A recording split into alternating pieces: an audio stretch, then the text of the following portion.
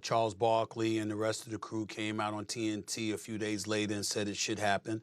Because as you are known for saying, Molly, none of us should be defined by our worst mistakes or our worst moments. And certainly you want to have a bit of compassion and empathy and recognize the fact that this man, as egregious as his act was, deserves a second chance. You don't want to sit up there and, I remember Ryan Clark said he shouldn't be allowed in an NBA game again or whatever. I certainly wasn't going that far. He's been gone for 8 games. That's long enough. That's his son, and this is a once-in-a-lifetime, potentially a once-in-a-lifetime run. And him being his dad, who obviously did a wonderful job raising his son Tyrese, should be given that opportunity. It just doesn't need to arrive without us highlighting how egregious he was. What he did in terms of gloating in the face of Giannis Antetokounmpo on the basketball court after Milwaukee was eliminated by the Indiana Pacers, more than crossed the line. I think what was more egregious and telling is the fact that his son was forced to get on a podium in the post-game and say, my dad was wrong. It can't be more embarrassing than that for a parent. And so that was bad enough. Then when he's gone, even though he was at a bar with other Indiana Pacers fans and, when Haliburton hit the shot, he did the choke sign, here was his dad doing that. You got some parents, look, it's not about you. It's about them. And let your son have his moment. And if you want to celebrate him without denigrating the competitors that he goes up against that warrants far more respect than you shown Giannis Antetokounmpo. And remember, that wasn't the first. There were people that were calling the league office, I told you this, complaining about John Haliburton. So I hope he's learned his lesson. I'm happy he's going to be let back in the arena. They say he's going to be in a suite as opposed to being in a position to get courtside. And I just hope that he learns his lesson from this. He's obviously a wonderful father who loves his son. And live on that. And let Tyrese be Tyrese. No, well said. And sorry to rush you there. I just want to make sure I have time for the guys. But guys, before you jump on him being allowed back into the arena there, I'm just curious. When I see that video, it's still so shocking to me where he's in the face of Giannis Antetokounmpo after defeat. As a player, how would you react to somebody's father coming up to you in that type of situation? That's a tough one, especially in going home, being put out in the playoffs. That's a tough one. I can see where, the dad, he's happy, he's encouraging his son, but he's kind of taunting Giannis also. And then being on the court, I can say, me, if I'm 25 years old, I might have to rough Big Holly up, because at that point in time right there, I'm the maddest that I could possibly be after losing and being sent home. I understand where he's coming from, and I'm happy that they let him back into the gym, because obviously he get to watch his son play. Like you said, I say this could be a once in a lifetime thing. You just don't know. But at the time, it was definitely over top. I wouldn't say a little over top, but it was exciting also. Right. So it was one of those type of things where it's like a hit or miss type of thing all the way on the court.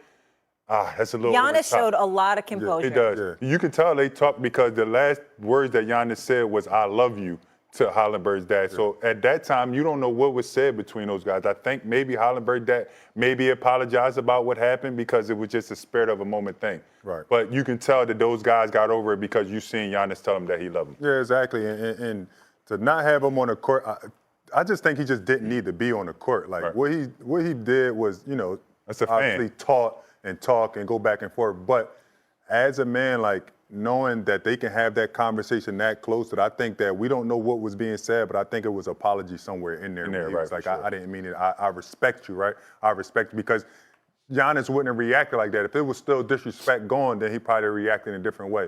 Allow him to go and sit in the suite. We both fathers, and I know what that would mean to me, to be able to watch my son, to be able to, to make history, right, for the Indiana Pacers. So I agree with letting them back in.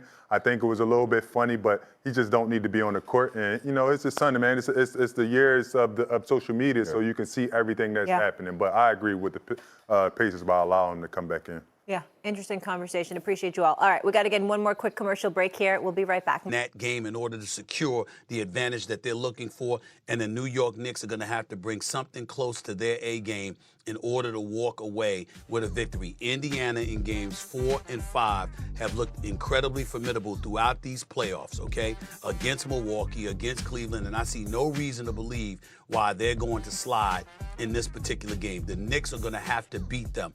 I don't think Indiana's going to beat themselves. Okay. So Stephen A. going with the Knicks to win Game 4 in Indy. Keith, where are you on this? I'm staying with Indiana. This series has been a wild one. If you look at Game 1 and Game 3, the team that started fast was the team that lost. Mm-hmm. So now if I'm looking at that dynamic, I don't want to start fast. Let's just be steady throughout the game. If I'm Indiana, I know we play fast. I know we play 10 guys, but we have to be steady and learn how to close games. If I'm the Knicks, which like I said, I'm taking Indiana, but if I'm the Knicks, I'm going to Cat all game. This is going to be an imprint of Cat and Jalen Brunson. This entire game will be an imprint of Cat and Jalen Brunson, and I do have Indiana winning this game. Right. I still look at the Knicks, and I'm kind of happy you said that, right? Because if you look at the numbers, and I'm not a number guy, but 6-1 on the road is impressive. It's impressive. So that means to me, that says to me that they're not rattled by being in Indiana, right? And Jalen Brunson only played 30 minutes, Cat only played 33 minutes. So that actually they got a little bit more rest than what they normally would get because they're 40-minute guys under Tibbs, right? The question is, does Tibbs trust his bench again? Like, will he be able to get his bench to play like they played last?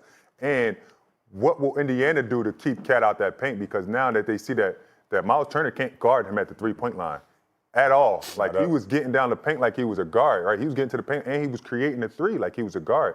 I want to see the adjustment on that, but I got to go with the numbers. I like the Knicks being 6-1 on the road and winning games. I think that they can take this game.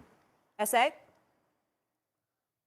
Oh, yeah. I mean, I'm of that mindset. I mean, don't get me wrong. Let's understand that Cat's got to play well. Brunson can't be in foul trouble. You can't beat Indiana replicating what transpired in Game 3. Brunson being on the bench when it counts because he's in foul trouble. Karl Anthony Towns plagued by some foul trouble as well. You got your Shaman coming off the bench, Wright coming off the bench, Miles McBride, even though, again, he has the best plus-minus of anybody with the New York Knicks. Mikal Bridges has the worst. We get that. I think it's going to take a concerted collective effort. OG Anunoby's going to have to hit open shots. Mikal Bridges is going to have to hit some of those key shots, mid-range primarily. Stop launching those threes. That ain't been really working for you, even though you've hit a couple. And I think that, they've got to stay out of foul trouble, and it's going to have to be... Cách làm một chiếc áo len cho búp bê nha. Nguyên liệu của mình đây. Mình sẽ sử dụng 3 màu sắc len như thế này để làm nhé. Màu trắng này, màu cam và màu xanh sẽ kết hợp lại với nhau nhé. Và sẽ sử dụng kim đánh